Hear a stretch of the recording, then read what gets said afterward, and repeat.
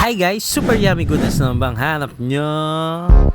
Yan! Tara guys, samahan nyo ako dito sa ating Holy Week special. Yan! Pinuntahan nga natin guys yung nagte-trending, yung malapit kay Lord. Timing na timing guys, walang iba kundi ang Quiapo. Yan! Ang daming tao dito guys, kala ko may shooting ni Coco Martin. Pero hindi pala, pinagkagulan ng nag-iisang dragon fruit juice ni Aling Nene. Guys, dito lang yan sa gilid ng Quiapo Church guys. At ito ang mga price nila guys. Totoong dragon fruit niyang nilalagay nila guys at walang halong food color at puro gatas guys. Kaya creamy at milky talaga ang kanilang drink. Matagal na nga sila dito sa Quiapo Church guys at lumipat sila banda dito sa gilid. Pero dinudumog pa rin sila guys. Ayan o, ang dami nilang order. At hindi nga ako nagtataka guys, bakit sila dinudumog ng tao. Tuloy-tuloy ang pila guys. Timing na timing kasi lalo ngayong mainit ang panahon, nakakauhaw at maraming naghanap ng healthy na drinks guys. Napag-alaman ko nga na itong dragon fruit ay rich in antioxidant guys. Nag-research yan. Kaya naman sa halagang 50 pesos ay makakainom ka na ng healthy drinks guys. At nang natikman ko nga guys, ay sakto lang ang tamis guys. Meron buo-buong dragon fruit kang malalasap guys. Dagdag texture yan. Kaya di ko nga napigilang ubusin yan guys. Yan. Paglakad nga natin ay nakita natin nagte-trending na manggahan dito guys. Yung sinay-shake-shake na may kasamang bagoong. Di nga natin pinalagpas at bumorder din tayo niyan guys. Saktong-sakto nga kontra yan sa gatas. Kaya naman sa kalagitnaan ng ating paglalakbay. Ano ako si Lupi? Ay kumulo ang ating tiyan dahil sinabay natin ang mangga sa gatas. Yan nga palang manggoong ni Joby. Nauna nga tikman niya ni Mrs. guys at maasim-asim nga talaga. Kita mo naman na face niyan. At syempre hindi tayo magpapaulit. Tinikman din natin yan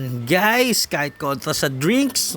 Asim. Kilig. Good luck LBM. Ano pang hinihintay nyo guys? Tara na, let's go! Kaya thanks for watching guys. For more super yummy goodness, like, comment, and subscribe. Abangan ng part 2 guys dahil tamad tayo mag-edit guys. Yan.